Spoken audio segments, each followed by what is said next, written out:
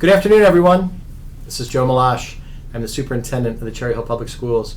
Thank you for joining me today for the online lunch with the Superintendent. Hopefully all of you that are out there are watching live because I have a very special guest with me today who I'm very excited to speak with and who I'm very excited for all of you to hear some great information. So it's my pleasure to welcome Mrs. Faith Holmgren. This is Mrs. Holmgren. She is our teacher coordinator in the district. So Faith, as we start, can you just explain to folks what is a teacher coordinator? Thank you for having me today. It's great to be here. So I started in the district in 2003. I worked as a literacy coach at Johnson for many years, and I was afforded the opportunity to come over last year as a teacher coordinator. I get that question often, what exactly does a teacher coordinator do? I am responsible for all of standardized testing that occurs within the district. One of the big focuses in my position is PARCC. Which we are upon right now. After the results come in from all the standardized tests, I then work very closely with administration as well as teachers, and we look at the data, look at ways in which we can improve instruction in our schools based upon the data. So even though this part of the year is extremely busy, even when things slow down after testing is over, my job keeps going. Wow. Mrs. Holmgren, that's a lot of work. I know. So PARCC, so you mentioned PARCC. Mm-hmm. So the PARCC is, can you tell us a little about what is PARCC? So PARCC is the assessment that is taken in grades 3 to 12. And are we having technical issues? Okay, keep on going. All right. So PARCC, the PARCC assessment is given to students in grades 3 through high school, as I had mentioned. Our testing window this year began March 28th, which was just on Tuesday, and it runs through May 17th. Wow. We decided in the summer last year that we were going to run a condensed testing schedule for the high schools. And the reason we were doing so is because there was so much instruction that was interfered with during the schedule that we had last year. It was, they tested 3 days a week last year, and those other 2 days instruction was still taking place, but it took place over 6 weeks. Wow. And the feedback that we received from administrators as well as teachers and even students was it was just too disjointed. Yes. I remember we got a lot of feedback. Yes, yes. Feedback is always good. Yes. So we responded to that feedback. Yes. And I worked very closely with not only Dr. Mahan, but also with the assistant principals at both East and West. They did an amazing job coming up with this condensed 3-day schedule. And we had our fingers crossed. We put everything in place that we possibly could. And we are now only about 40 minutes away from the third and final day of PARCC testing, and it really went off without a hitch. That's excellent. Yes. So after today, the high schools will be done their PARCC testing, except for we have some students who will do extended time. So we'll have a couple more days of makeup. And makeups, yep. And then the Wednesday after spring break is when we pick up with middle school and elementary school. And they both start at the same time? They start at the same time. Okay. Those schedules can be found on our district website. Okay. So for parents who may not be informed, we originally were not going to start the day right after spring break, but however that day has now changed into an actual school day. So we didn't adjust the schedule based upon that snow day. Right. So we still are starting on April 19th. So April 19th, both the middle schools and the elementary schools will start PARCC assessment. And will they begin at all the middle schools and all the elementary schools? Is it 8th grade goes the first week? 8th grade is going, and 5th grade is going Okay. the first week as well. Good. And then it trickles down by grade.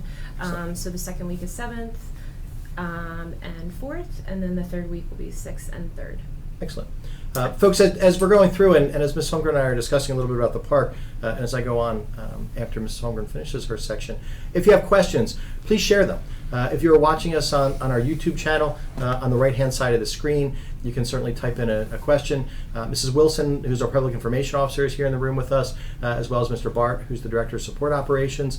So they're monitoring the questions. If you have questions, you can certainly send them in. You can put them through and email them directly to Public Information at chclc.org if you have questions for us. There are some questions that have come in already that we will answer during the course of our time together. But if you have additional things, certainly share them and send them through.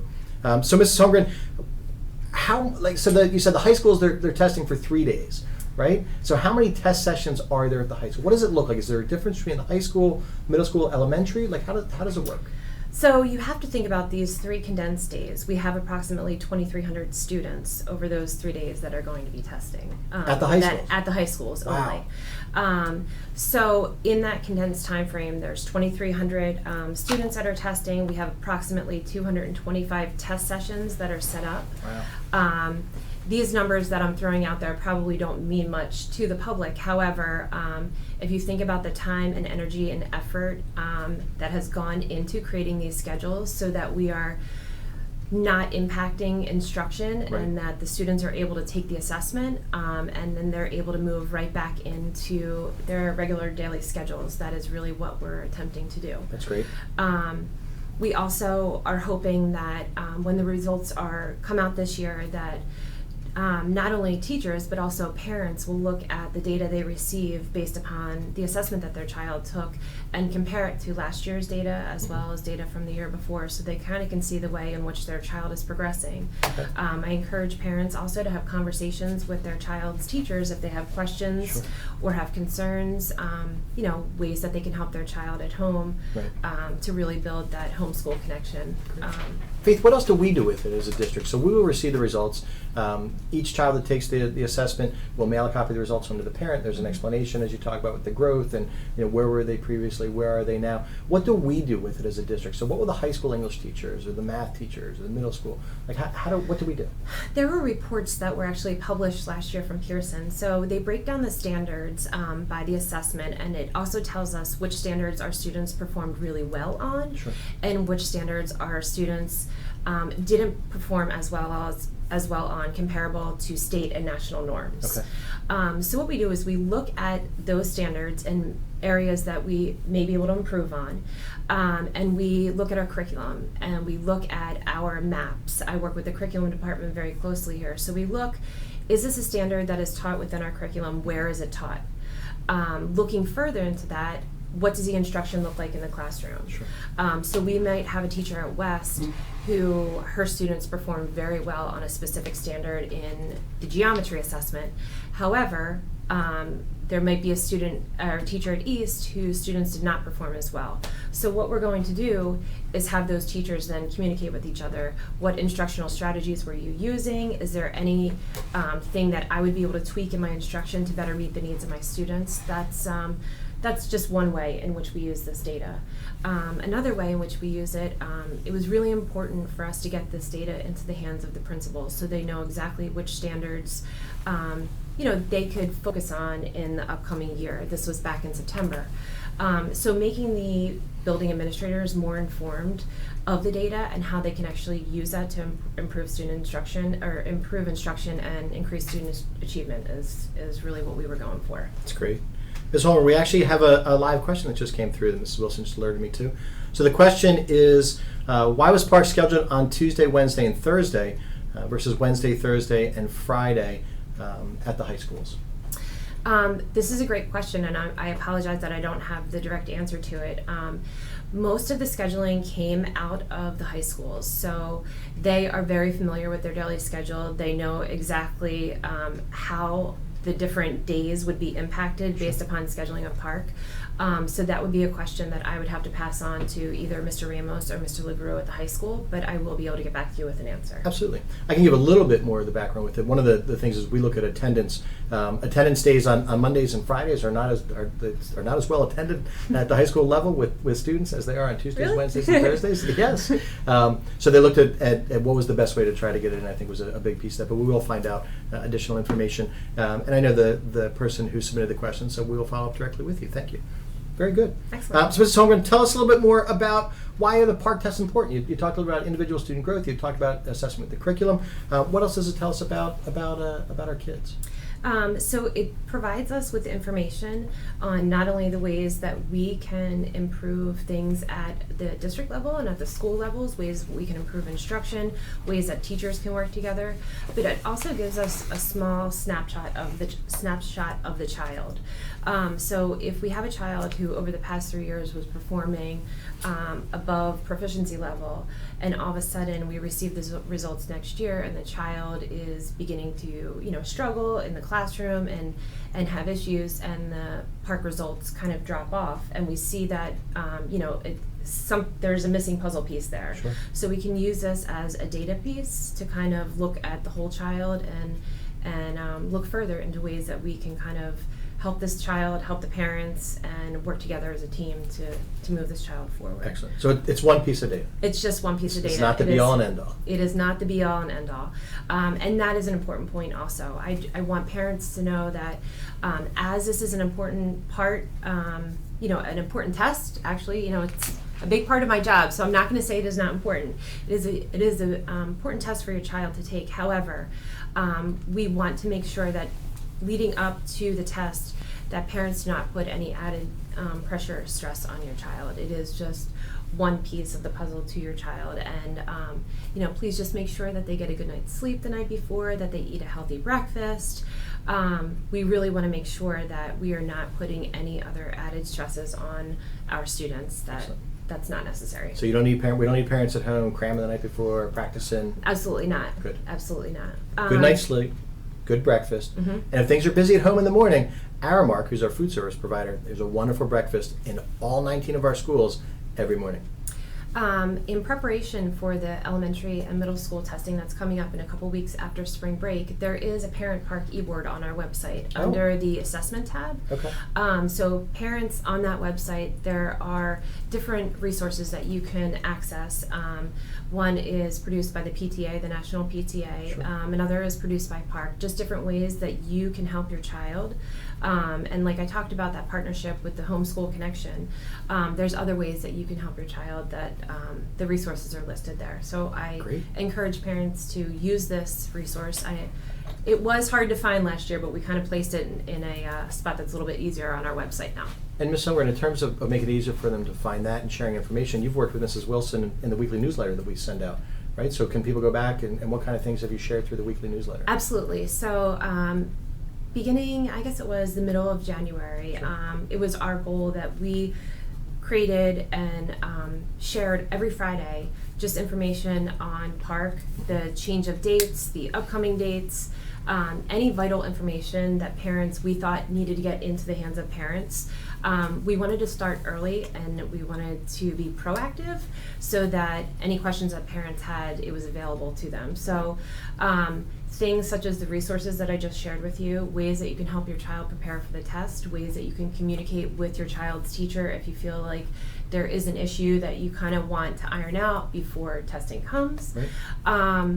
Ways in which the school is going to communicate with the parents. So I advocate, if you have not already signed up for our weekly newsletter, not only are you going to receive important information regarding PARCC, but all district information that's important is available. And my weekly letter. And your weekly letter. We could not forget your weekly letter. So if you want to sign up for the newsletter, and if you have not signed up yet, I encourage you to do that. Go to the website. It's www.chclc.org. If you have not been on our website recently, there is a lot of information that's available on there. You can sign up for our newsletter. You can look at the archived samples of the newsletter. In fact, if you go on the website, on the far right corner, in the upper right corner of the website, there's a spot that you can click on for community questions. If you ever have a question about something going on in the district and you haven't been able to get an answer, or you're not sure whom to ask, submit it through there. Mrs. Wilson monitors that. She will share the information, whether it's with me or with the right person to get the answer, and we will post the answers on our website. Definitely sign up for the newsletter. Mrs. Holmgren's information has been there every week. My letter, in which I'm sure everybody would like to read once a week, is in there as well. So definitely sign up.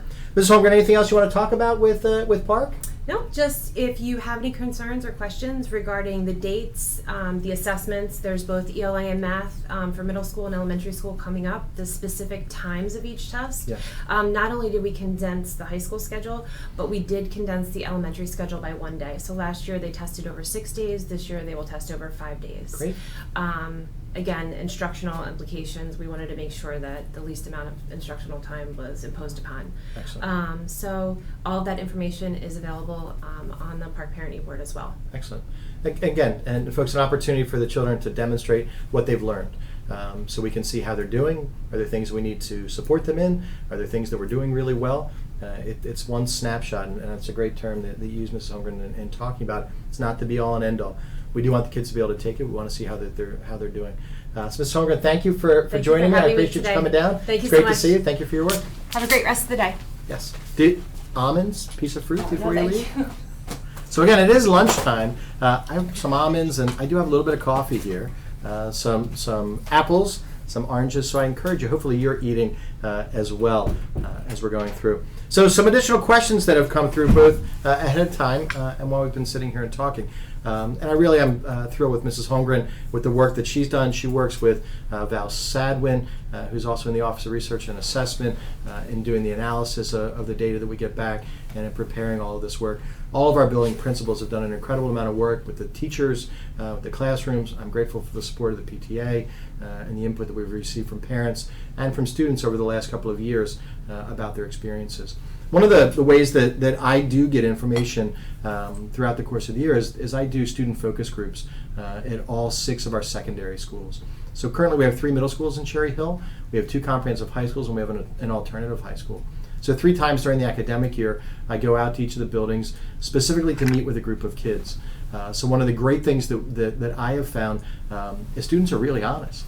They're going to tell me what they feel and what they think, even if they're not sure if I think it's going to be a great idea or whatever it is, but they're very honest. So I'm grateful for the input that we've received from students at both High School East, High School West, and the alternative high school over the last couple of years about how we schedule PARCC and what we do. And as the adults, as the people that are organizing this, it's incumbent upon us to listen and to try to take it in so we can make it a positive experience and a beneficial experience for all of our students. One of the questions that came in, first there was a comment. Somebody wanted to thank us in working to restore the evening concerts at the elementary level. And certainly there was an ongoing discussion on Tuesday of this week. On the 28th, we released a letter that talked about there will be evening concerts at all of our elementary schools this spring and next year and moving forward. I'm grateful to the folks that are involved in CHEA and the Teachers Association, Mr. Redfern, and to his work as we came to a positive result with the questions and concerns that folks raised. So the question says, my question pertains to kindergarten centers and 6th grade centers. When would a decision regarding this change be formalized and put forth for approval? And when would it then be implemented if approved? Would the decision regarding the schools chosen be communicated at that time? Or would it be discussed with the community prior to the selection? So what this question is referring to is during the course of the month of March, beginning at the strategic planning meeting during the first week of March, I talked about some of the things that we are working on as a school district. So you are all aware that we've endeavored to go through a listening and a planning process this year that we've labeled Cherry Hill 2020, a clear vision for the future. We are taking an internal and an external look at ourselves as a school district, how we are organized, what we do, how we can improve, what is it that we need to do so that we are ready for children who are in school in 2020 and for children who are beginning school in 2020. So one of the items that came up is as we received hundreds of surveys and did focus group meetings and met with students was the idea of full day kindergarten. Cherry Hill is one of the few school districts in South Jersey or in the state anymore that does not offer an option for full day kindergarten. It's something that as an educator and as I've talked with a lot of folks over the last few years that people desire. We would love to do full day kindergarten and it's our intent to take a very long and hard look at the possibility of implementing full day kindergarten. If I could, I'd start full day kindergarten in September of 2017.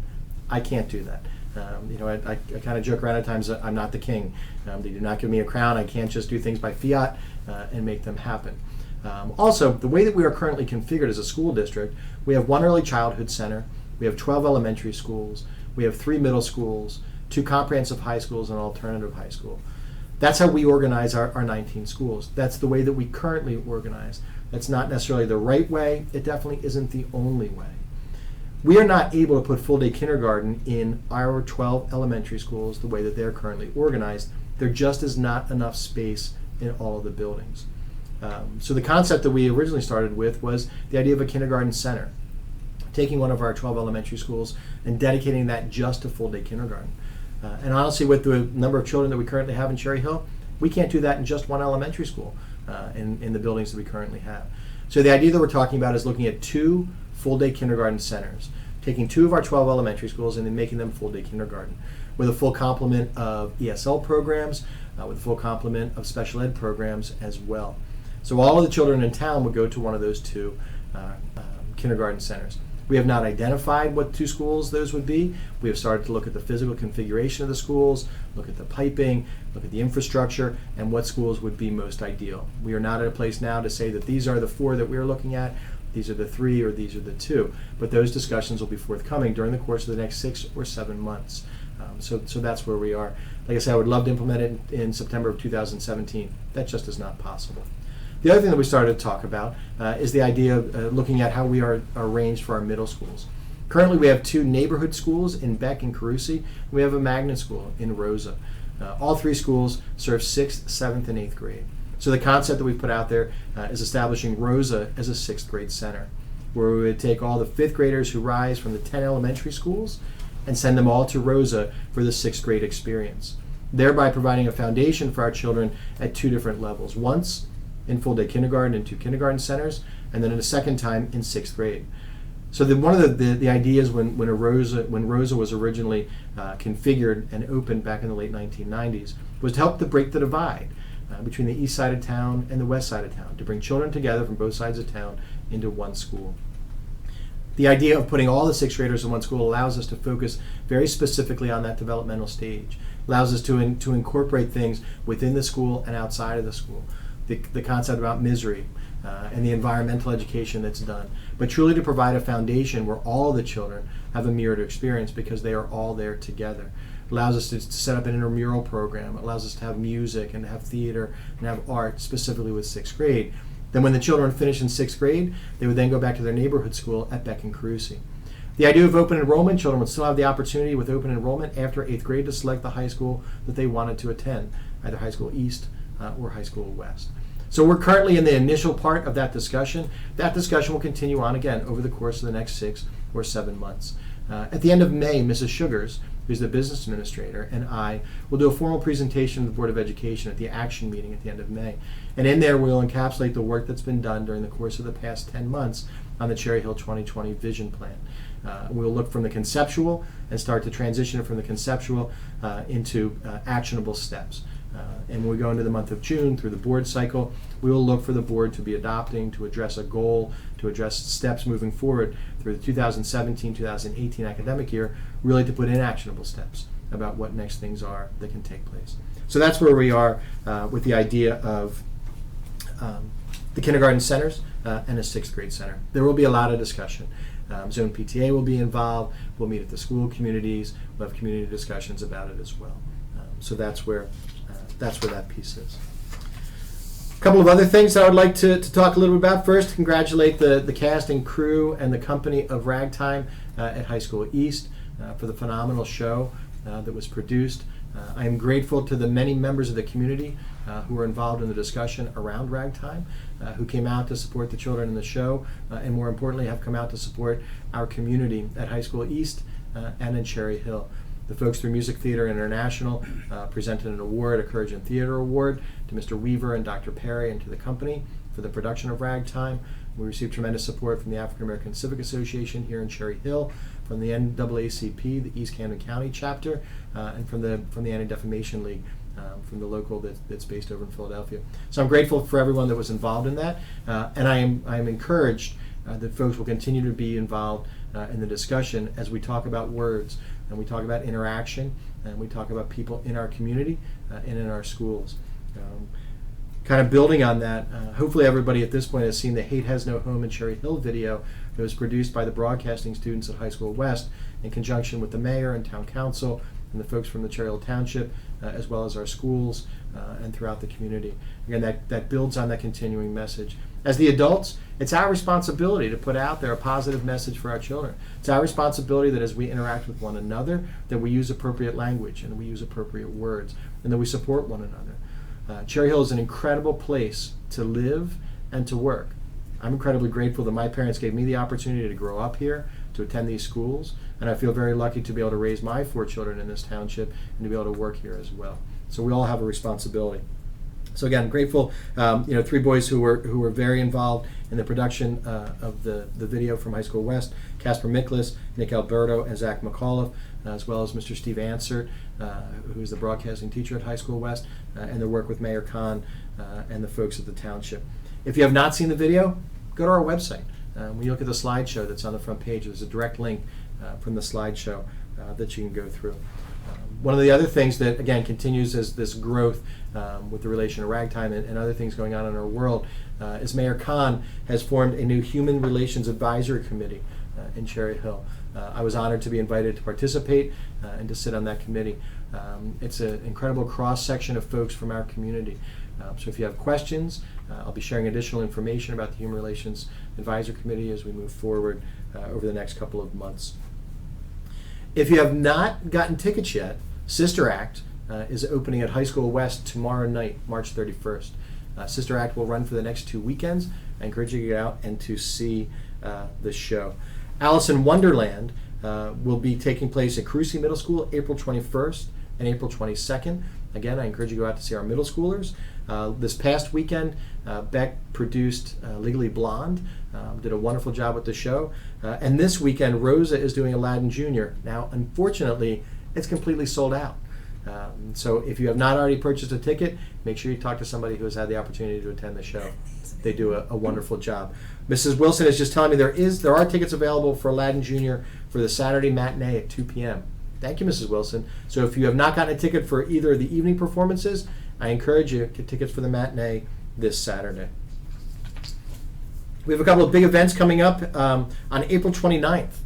So at the end of April, the Project Graduation community-wide yard sale fundraiser at High School West will take place Saturday, April 29th from 8 a.m. to 1 p.m. If you are interested in being a vendor, go on the Cherry Hill West website, and there's a link for the PTA, Project Graduation. You can contact them about being a vendor. And also the township is sponsoring the Earth Festival from 10 a.m. to 2 p.m., which will take place at Croft Farm. I encourage you to attend both events. The Earth Festival, all 19 of our schools will have displays from the school green teams that will be set up at the Earth Festival. Brendan Jarrett, who runs that, Sustainable Cherry Hill, who's involved in the township, an incredible experience. So I encourage you on April 29th to get out and to see both of those events. And that will be followed up on Sunday, April 20th, is the 10th anniversary of the Cherry Hill Education Foundation's Dancing with the Stars. I'm sorry, April 30th. Thank you, Mrs. Wilson. Sunday, April 30th, the 10th anniversary of the Cherry Hill Education Foundation's Dancing with the Cherry Hill Stars. Again, the website, if you go to the Ed Foundation's website, you can purchase tickets. That's a 7 p.m. start time. The 10th anniversary promises to be a wonderful show. There are some highlights of acts that have performed in the past, as well as a new lineup of incredibly talented dancers.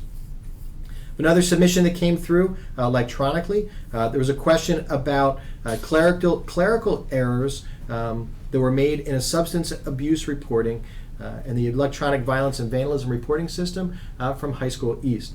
So a question had come through before following an Oprah request about substance abuse issues that occurred at High School East. And somebody believed that the events had taken place that had not been reported. We went back through and did a mid-year audit after that question arose. And we did find out that there were 3 events that should have been listed in November that were listed in October. So there's a clerical error with the person that was putting the information in. We do 2 submissions to the state of New Jersey through the electronic violence and vandalism reporting system. One is mid-year in January and one is at the end of the year in June. Prior to the submission of the final report in June, a paper audit is done matching up each one of the events that we have on paper with each one of the events that's been logged into the system. So that's done as well. So one of the questions that comes through all the time, and I didn't mention it yet, is about the artwork. So about every month, every 6 weeks or so, we rotate the artwork here at Malberg in the administration building. So behind me on the walls and throughout our hallways and in the front display is artwork from the students at Cherry Hill High School West. So I'm grateful to Mr. Ferenzi, Mrs. Savage, and Mrs. Sharp for sharing the talented artwork that the students produce. Last Thursday evening, I had the opportunity to host a reception, as we do when children's artwork is hanging in here, and we invite the kids in so they can talk about their art and show me what they did and talk about what they created, how they created it, what they saw. It's always a highlight for us here at the administration building for the children being willing to share their art with us. So I'm looking forward to next month as well. On my lapel today, I have a pin that's on. So it's a little crossed ribbon, and it has puzzle pieces on it. I'm wearing this a little bit in anticipation of the beginning of April. April 1st and the month of April is Autism Awareness Month.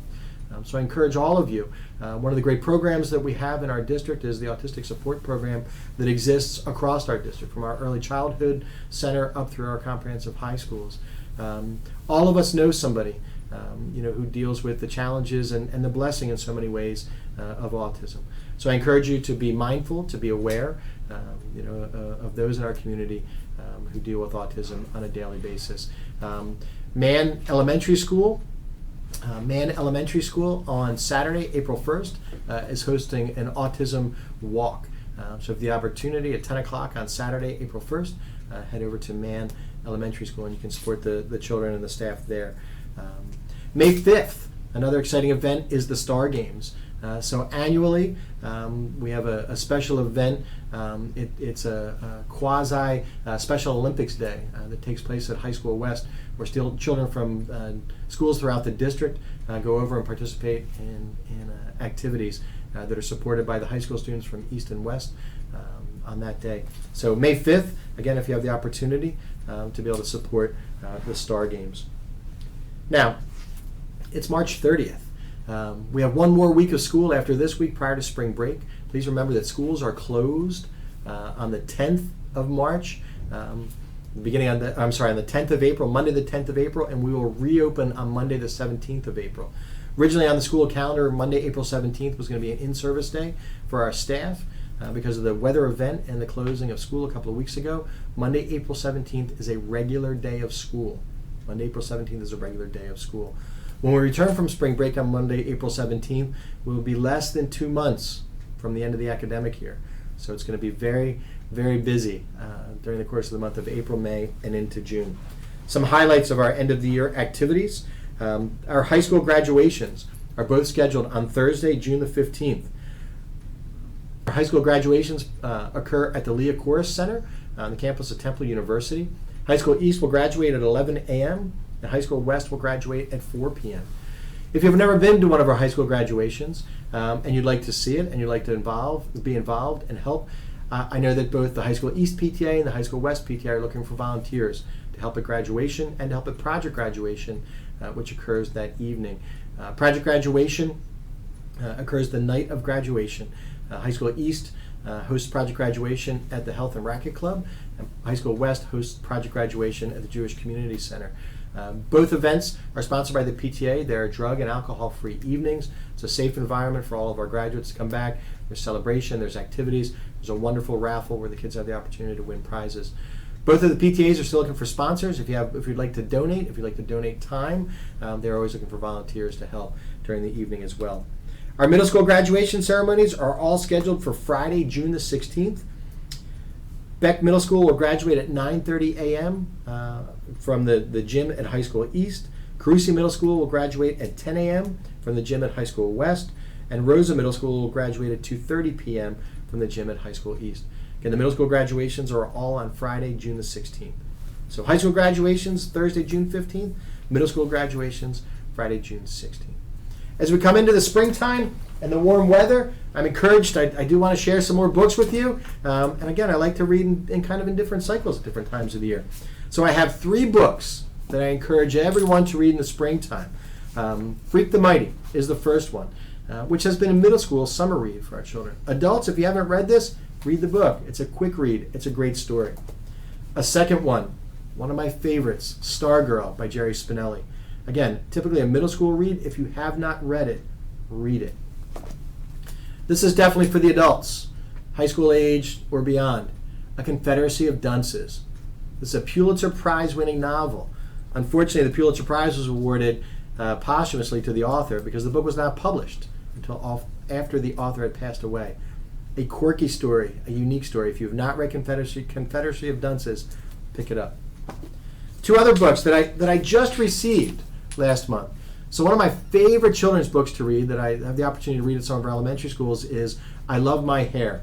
Natasha Tardley is the author. I read I Love My Hair over at Barton, and we had tweeted out about it. Mrs. Tardley actually sent me 2 of her new books. I've had the opportunity to read both of them, and I encourage you to pick them up. The first one, Selma Takes the Stage, and the second one is The Harlem Charade. Natasha Tarpley, is the author. Pick them up. And then one final one, a new one that I just got, a children's book but has an incredible message for adults. What do you do with an idea? What do you do with an idea? Again, this is great for all ages. So as you get outside, this is a great time to start to sit outside in the evenings or in the afternoon, crisp air, the sunshine, and do a little bit of reading. Thank you for the continued support. Again, I encourage all of you, if you have questions about things that are going on in the district, ask us in the school district. Go to the website, go to the Community Connections question, email me, contact Mrs. Wilson, contact the buildings, talk to your building's principals.